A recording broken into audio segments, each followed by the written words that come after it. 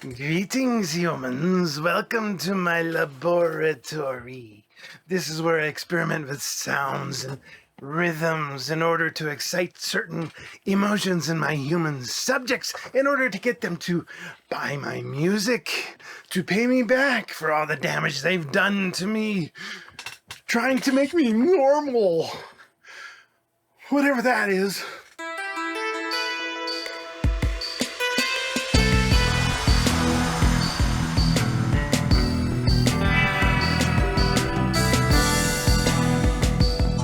Alright, well that's fun.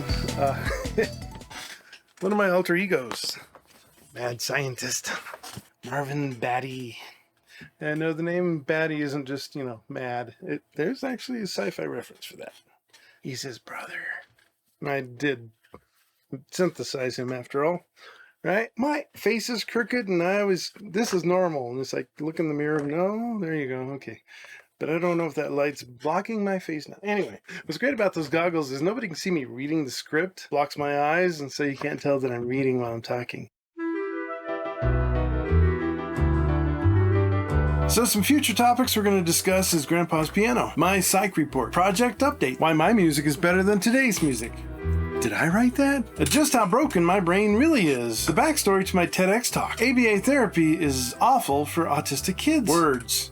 Several episodes on just words and what you humans do with words and what? Believe me, I'm going to expand your mind a lot on those. All these topics are interrelated. They define what Zoologic roots is. I've got tons of video recorded, tons written, very little edited. It takes a lot of work to get one of these videos together. It doesn't seem like it should, but it does. What I really need is a team working on all this, to get out a video once a week. The next videos I'm releasing after this two-parter is a three-parter, and it is critical. It's a very important subject. I've already filmed most of it, maybe all of it. And it may be shocking, maybe even triggering. It shouldn't be, but it could be. And the subject of that one is, are autistics dangerous? It will probably be one of the most important videos I put out. Believe me, that subject has ruined my life in so many ways. It's, again, one of the most important videos that I'll ever put out.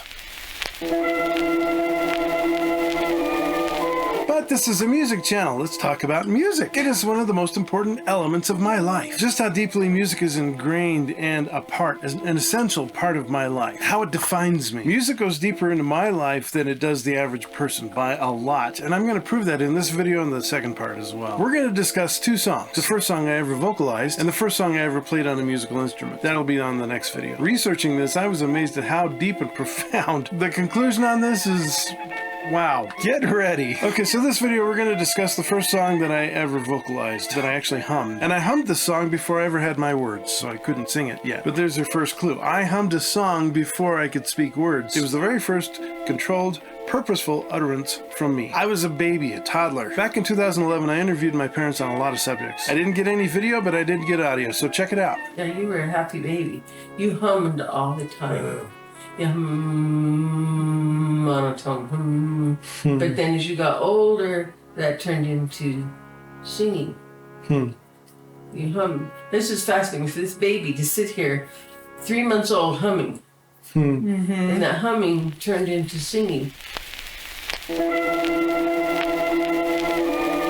The first song that I ever consciously admitted from my own mind, my own mouth, has a fascinating story. I didn't realize how big this song was until I researched this episode, and our story starts at the top of the Andes Mountains in Peru, in a copper mining town called Cerro de Pasco. This story took me down a rabbit hole that zigzags back and forth between Lima and New York with a stop in Paris. This song is even in outer space. I need to get a headband for these or something. Our story starts with a Peruvian named Daniel Alamia Robles. This guy traveled the Amazon and the Andes Mountains, searching Peru, Bolivia, and Ecuador, and he collected over 600 traditional songs. These are songs that at the time the world looked down upon and ignored, but he celebrated them. In fact, he wrote a musical play where he highlighted the plight of the local Indios miners versus the American Sajones, or bosses. His goal was to unite everyone against the American and European imperialists, the capitalists who were stripping their region of its material wealth. This play was first performed in 1913, just to give you an idea on the timeline. But Lima had a middle class of mestizo, who were mixed European, native, and while the play was a modest success, what really came from it was the last piece. The very last song in this play caught on with everyone. In no time at all, street musicians were playing it all over Lima. Peru latched onto this climatic song at the very end called El Condor Pasa. The Condor passes. It was popping up everywhere. To date, it's estimated that there are probably over 4,000 recordings of this song. Various versions that have been recorded on every single continent except Antarctica, of course. And eventually, Robles moved to New York City, where he copyrighted his song in 1933. So the play came out 110 years ago, and the song was copyrighted 90 years ago. Robles performed it all over New York City, including in Central Park. That's key. And I know I'm going to mess up this name, but in the 1960s, Jorge Milchberg? Jorge Milchberg? I don't know. But he came up with his own arrangement of El Condor Pasa. And in the 1960s, his band, the Los Incas, were in Paris. At this time, South American music was all the rage all over Europe, and a not famous young American was in Paris at the time, and he received from Jorge a copy of their rendition of El Condor Pasa by the Los Incas. He loved it and asked Jorge what it was, and he said it was a traditional Peruvian song. Did not tell him it was copyrighted. Probably didn't know. So this young man went back to New York City, got a record deal, and went in the studio and recorded over that tape just his vocals. And that recording ended up on the album Bridge Over Troubled Water by Paul Simon and Art Garfunkel. Everybody knows that one, right? Yeah, so young Paul Simon ended up with this recording in his hand, a variation on the original song, and he added his own English lyrics over the top, and in parentheses retitled it If I Could. Now, Paul recorded this song less than a kilometer from the headquarters of the mine in Peru that inspired this song. Paris, New York. El Condor Pasa, If I Could, became the largest selling single off of the album Bridge Over Troubled Water. Curiously, Simon and Garfunkel did not cover this song in Central Park, I guess, which they're famous for. You know, the concert in... I wish I could play it, but I won't because it's under copyright, but the original song is not, so that's why you've been hearing it this whole time. That's the original version, I believe.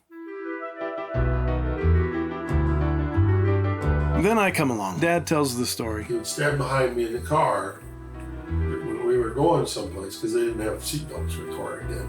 I don't think they even had seatbelts in the car. I think 65 is the first car I had that had seatbelts. If they don't want to have a car. Anyhow, he would stand behind me humming and he couldn't talk. And he used to drive me insane because it was the same thing. He didn't drive us crazy. It sounded good. We enjoyed it. Over, you know, always, and then when he could talk, and that song came on the radio one day, and he said, "Dad, that's the song I was humming to you." So that kind of... That was the Barry Manilow song. No, it was If I Had a Hammer. Simon and Garfunkel. I'm not sure which Barry Manilow song Mom's talking about. It could be the Mandy Magic song that he did. He combined the two songs live. Yes, I own this. Yes, I like Barry Manilow. If you don't like Barry Manilow, don't worry. My music doesn't sound like that. Somewhat. Very much so. Depends on which song you're talking about. But El Condor Pasa was a simple song with a simple melody, simple chords, a simple rhythm, simple ideas. I didn't quite get the whole political social message when I was just a baby toddler when I first hummed it. But I did understand the root of the message. I'd rather be a hammer than a snail. Mash those lyrics together. Yeah, double pun. Gross! Just getting eaten by a sparrow was gross enough, right? But these lyrics were about people being tied to the ground as he sees the condor pass. And as Paul wrote in the song, he gives the world its saddest sound. I understood that pain deeply. The song entranced me as a toddler, a baby. However, El Condor Pasa, which Robles copyrighted, was based on another traditional song. Soy la paloma que el nido why can't I say perdido? Perdido. Don't roll the R. There's no... Soy la paloma que el nido perdido. I don't know how good my Spanish is. I am the dove, lost from the nest. It was not a condor. But the condor became a central theme to all this. A matter of nationalistic pride. And I just Peru. It gets crazy. But this traditional song, the lyrics were, I raised a dove and loved her with all my heart. Is that why she leaves me when I have done nothing to hurt her? It's an interesting song because I think there's something missing in the morality there. I mean, just because you raise a dove doesn't change its nature. And that point actually still sticks in all of this and applies even to me deeply. It gets crazy here. So this Peruvian song, or was it Bolivian? Wait. What? Okay, so the question is, was the song Peruvian or Bolivian? It came from the musical tradition of the Quechua people, the people of Peru and Bolivia who lived in the Andes Mountains. But a culture war broke out from this, mostly between Peru and Bolivia, but it included Ecuador and Colombia, and it became a big fight. Who created what? Who owned what? I found a fascinating write-up from it from a guy who was with UNESCO, because Bolivia took it to UNESCO to fight for the rights on this, legally. This write-up from this guy with UNESCO, Making Intangible Heritage, I have a link below. Fascinating read. The devil's in the details, literally. with tie-ins to Donald Trump and the Hague and Bolivian dictators. I'm not kidding. They're probably still fighting about it. I think the question here is, did I appropriate this song? Since it was my very first song that Paul Simon appropriated from Daniel Robles, who appropriated it from the Peruvians, who appropriated it from the Bolivians, maybe, who appropriated it from the Quechua people, who may have appropriated it from who knows who. I mean, the issue is being considered to this day, as far as I know, by the UN. I'm gonna have a future episode on cultural appropriation. Hang on for that one. Till I get my headband done or whatever. But this song is in outer space. I'm not kidding. It ended up being part of the Voyager program. It's on the Golden Records. That's on the Voyager 1 and 2 probes. The furthest objects man has ever sent from Earth. This song is in outer space. I must be an alien. This song is massive. And it's the first song that happened to capture my attention. I mean, I know, right time, right place. But it was the first thing to come from me besides my monotone humming. I was actually humming a song before I could speak.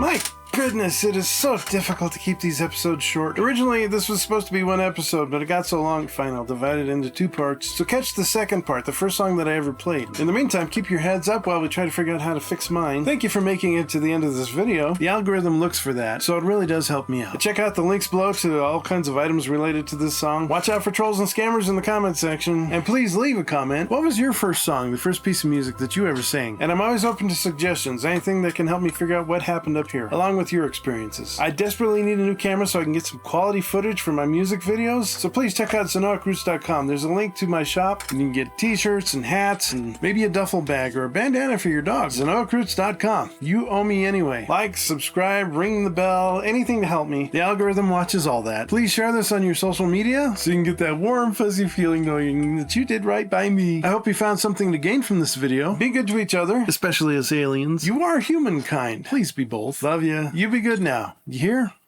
See you next time. Because if you don't... Batty! It's Dr. Batty to you. What? Doctor? Ha!